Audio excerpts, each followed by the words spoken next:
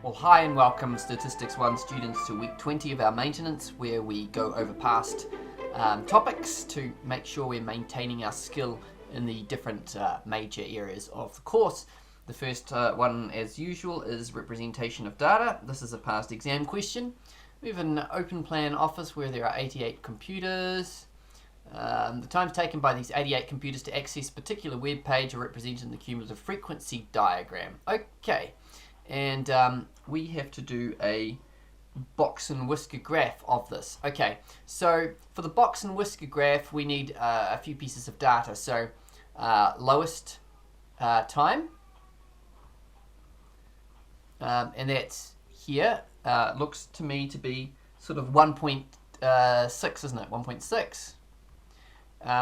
Then we've got our highest time, which is this one here, looking to be, say, maybe 88, I think.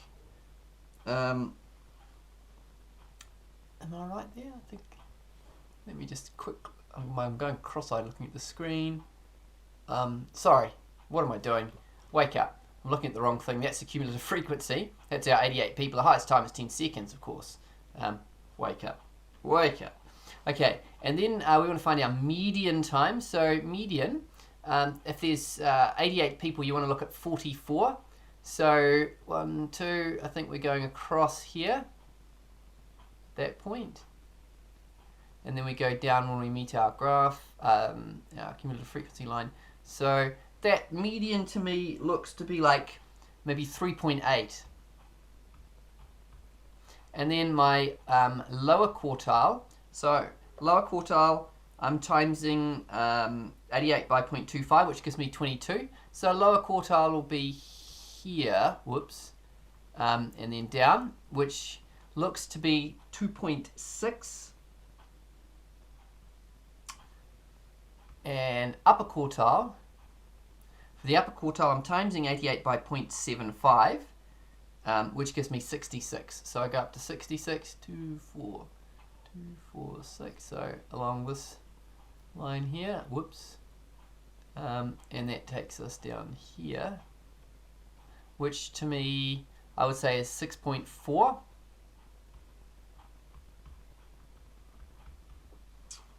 Okay, and now we've got all the data that we need to draw our box and whisker plot. Okay, alright.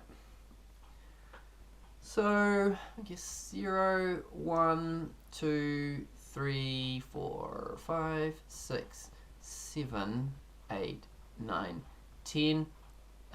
And I would want, if I had room, which I don't really, I would put, oh, maybe I'll just do it real small, time, seconds. Okay, that's really messy, but never mind.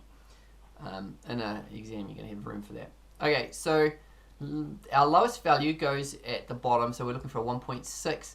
So 1.6 is here, so I put a little dot there. That's as far as the line goes. The highest value is at 10, so we go all the way along to here. That's 10. The lower quartile is 2.6, so 2.6 is sort of here. So for that, I will go down 3 and up 3 here. So this is part of my box. Then my median is 3.8. So 3.8 is there. Okay, beautiful. And then my upper quartile is 6.4. So go all the way out to 6.4, 2, 4, so I think that's about there. And then I can join up my box. Of course, you're going to be doing this with a ruler. And join up to there, and join up to there. Okay, perfect. That'll do. Alright, now, an outlier, this is the next part of the question. An outlier is defined as a value data value that's more than 1.5 times the interquartile range above the upper quartile, or more than 1.5 times the interquartile range below the lower quartile. Now, I've got to show that there are no outliers. Okay, so first of all, we want to find the IQR, the interquartile range. So the interquartile range is from here to here. Okay, and we can just simply go up the upper quartile, which is 6.4, take away the lower quartile, which is 2.6, and this gives us a range of 4.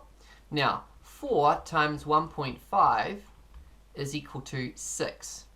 So if we go from this point here and go 6 on, so this is 6.4 plus 6 equals 12.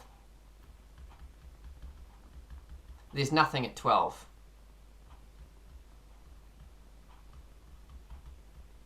And we could do the same at the bottom. So no outliers above the upper quartile. And if we go, the lower quartile here is 2.8, so we go 2.8 take away 6 equals well, and you can kind of see if this tail doesn't have an outlier, then obviously the next tail isn't going to have one either because it's way smaller. Okay, and we get a negative number, which the computers are not going to take a negative time to load. So there you go. All right, moving on. What have we got here? This is discrete random variables. Pet shop has 9 rabbits for sale, 6 of which are white. A random sample, so 9 rabbits, 6 whites. Random sample of 2 rabbits is chosen without replacement. Show the probability of exactly one of the 2 rabbits in the sample is 1/2, being white is 1/2. Okay, so how do we do this? Well, the chance of getting a white one the first time is 6/9, and then the second time you don't want a white one. You've got 8 rabbits left, and you've got 3 of them that aren't white. And you can see hopefully that there's 2 ways of doing this. You could have picked, you could have gone white and then not white, which is what I've written, and then also you could go not white and white, okay? And that's why I've got this times 2 here. Okay, now when I chuck that in to the old calculator, well, you can see actually is going to be 1/2. Perfect. Okay, now we're going to do a probability distribution table for the number of white rabbits. Okay, so let's say that we've got x. We can make x is our random variable, and there are different options. You could choose 0 white rabbits, 1 white rabbit, or 2 white rabbits. Those are the only options you've got here. So what's the probability that x is equal to x? Well, we've already worked out 1 is 1/2. What's the probability of getting 0? Well, you'd have to go 3/9 for your first one, and then there's 8 leftover rabbits, and 2 of them are not white. So if you do that, what's that giving you? That's like 1/12. Okay, now if you want to get 2 white rabbits, that's going to be 6/9 times 5/8, and that's going to give you 5/12. And we are done.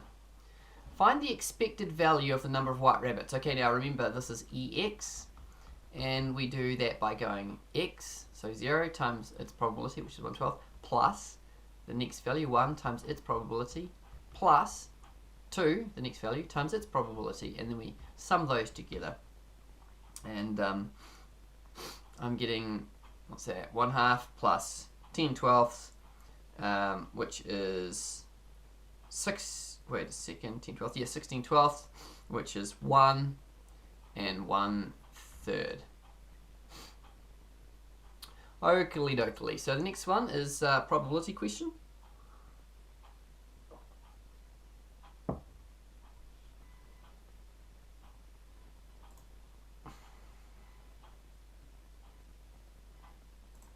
Whoops. And here we have Joanna cooking. The probability that the meal is served on time is 1/5. Maybe she's not very organised. And the probability the kitchen is left in a mess is 3/5. Maybe she's not very tidy. The probability that the meal is not served on time and the kitchen is not left in a mess is 3/10. And we've got some of this information in the following table, and we've got to complete the table. Okay. Right, well, this is a bit of a one we've got to think. Okay.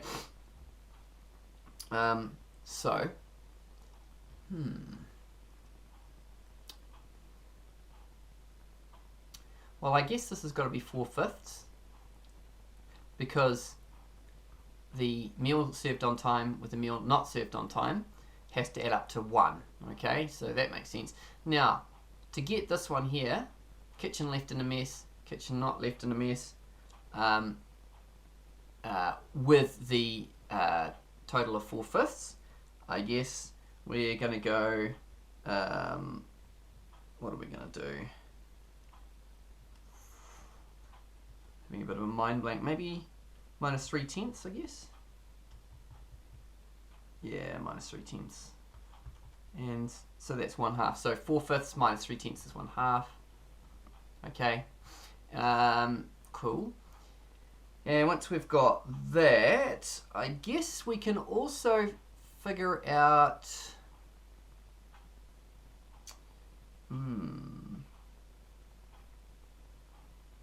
meal not served on time. What do we do next? Probably the meal is served on time is 1/5. Okay, we got that. Probably the kitchen is left in a mess is 3/5. Wait, where's that? I think this is meant to be 3/5. So they've told us that. Oh no, they haven't. Yes, they have. It's 3/5. Where is it? I saw it somewhere. Here. There. So I'm going to chuck that in there. Ugh, I'm not very good with the writing today, so we chuck that in there, and then we go 3/5 take away 1/2. So it's like 6/10 take away 5/10. So I guess meal served on time and kitchen and mess is 1/10. And then we can get this one because 1/10 plus what is equal to 1/5. So yeah, now we're going. Okay, that was the key. I needed to read the question properly. RTJQ, read the jolly question. And then last of all, we can add these two together to get the bottom one there, which is 4/10. Or I guess we could simplify it to 2/5. Alright, lesson, read the question. Now, given that the kitchen is in a mess, find the probability the meal was not served on time. So, probability, I guess late, given mess. And we can say this is the probability that it's late and we have a mess, or intersection mess, divided by the probability of a mess.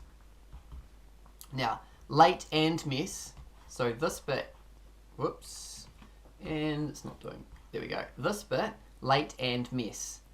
So not served on time and mess, I think is this, so it's 1/2. And then the next bit here, mess, probability of a mess. Where's our mess? This one here, 3/5. So I think we should go 1/2, divide by 3/5. And this gives us an answer of 5/6. And that is indeed the answer. Moving along into permutations and combinations. Rachel has 3 types of ornament. Good for Rachel. She has 6 wooden animals, 4 seashells, and 3 pottery ducks. Now they're all different, so they're not.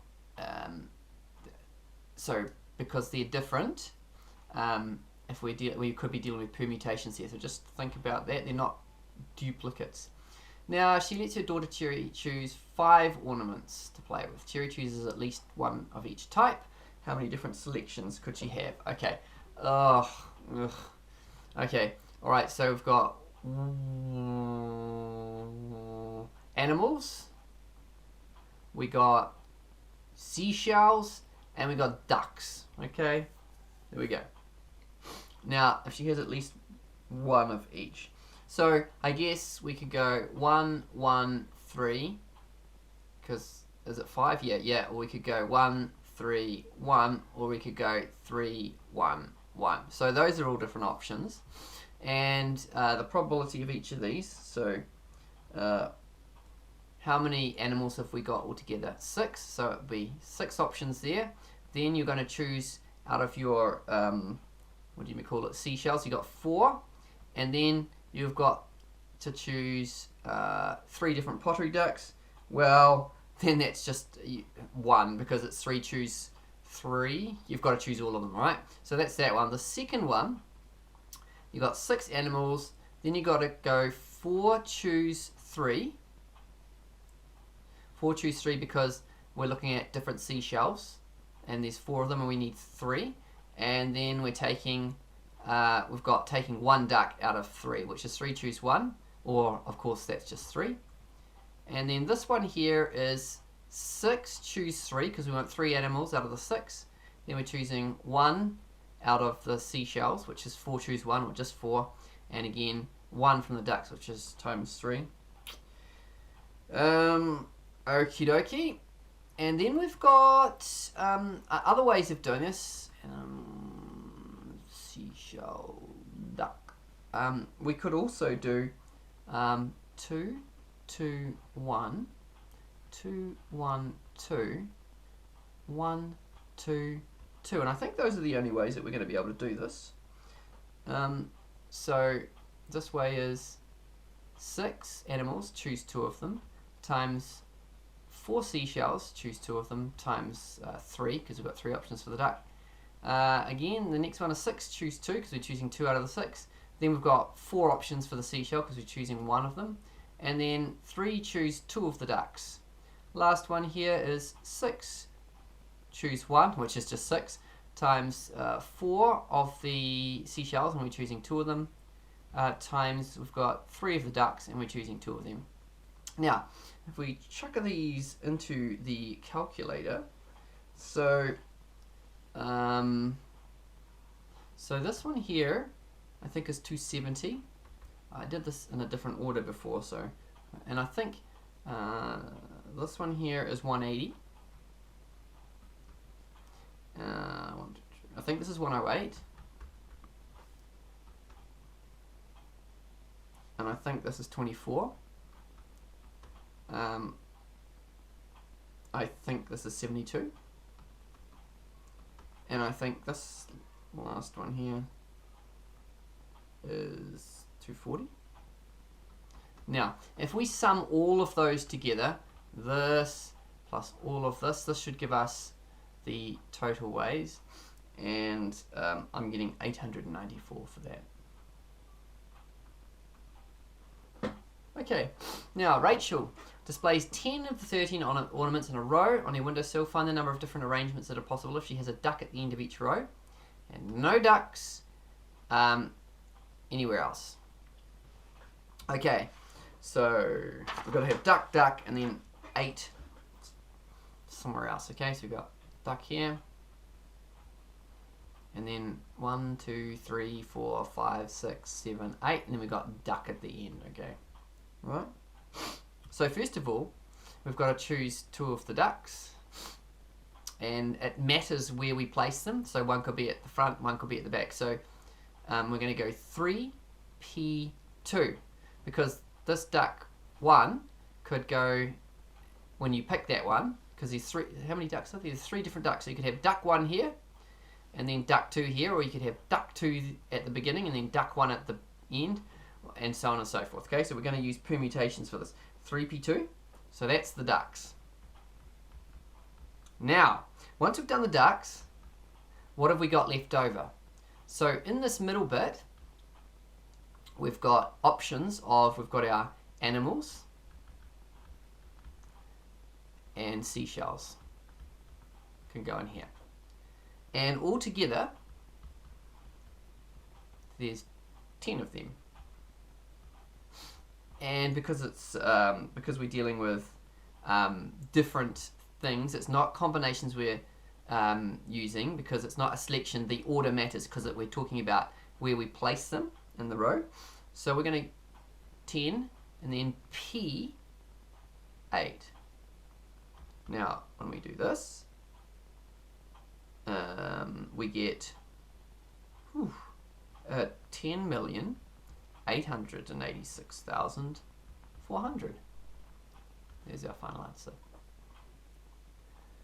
If she has a duck at each end of the row and wooden, animal and seashells are placed alternatively. Okay, so there's a couple of ways of doing this. So if you think, we got duck 1, and then we've got 1, 2, 3, 4, 5, 6, 7, 8, and then we've got duck 2, and so on. So again, we've got the 3p2 scenario, but then what we're going to do, there's two ways of doing this. So we could go seashell, wooden animal, seashell, wooden animal, seashell, wooden animal, seashell, wooden animal. Okay, so that works because we've got, how many seashells do we have?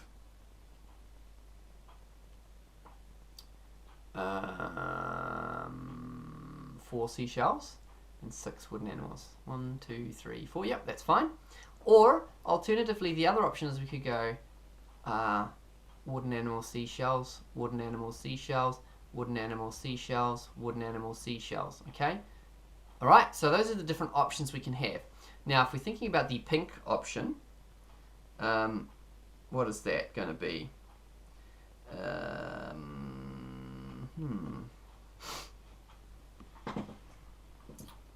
It's I guess they're kind of very similar because we've got 4 and then 5. So we could place, I guess we could place the seashells. Let's place the seashells.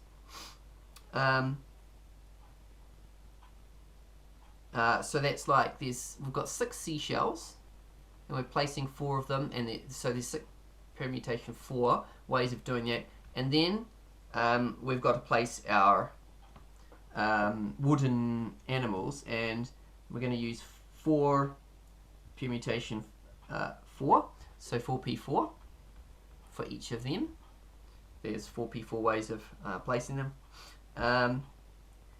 Yeah, there's that, and then times it by 2 because there's 2 ways of doing it, the green way and the pink way. Alright, so let's have a look and see what this gets us. So 3p2 times, wait, yeah, stupid calculator, times 6p, do what you're told, 6p, what? Oh, because I'm pressing the wrong button, 6p4 times 4p4 times 2, I'm getting 103,680. So there we go, which is good. I think that's right. The last one is discrete random variables, when we're talking about binomial distribution sort of thing. So we're throwing a dice, fair dice 10 times, and presumably it's just a normal dice. The probability that the number of 6s obtained is between 3 and 5 inclusive. So we throw the dice 10, so 10 choose and then getting a 6 3 times. So that would be like a success rate is the probability of success is 1/6, so it's going to be cubed because we get 3 of them, and probably a failure is 5/6, and we're doing that to the power of 7. Then what if we get 4? So we go 10 choose 4 times 1/6, and we get 4 of them, so it'll be 1/6 to the power of 4. But that means we must fail for what's that? So 6 times. And then if we get 5 of them, it'll be 10 choose 5 times 1/6 to the power of 5. Multiply that by failure, 5/6 to the power of 5. Now when we chuck this into the calculator, now I did this earlier and I got 0.222 for that one. I'm pretty sure that was the right answer too. Well, I hope that makes sense, team. Hit me up if there's any questions or any problems with the video. I'm happy to help. Alright, take care. God bless.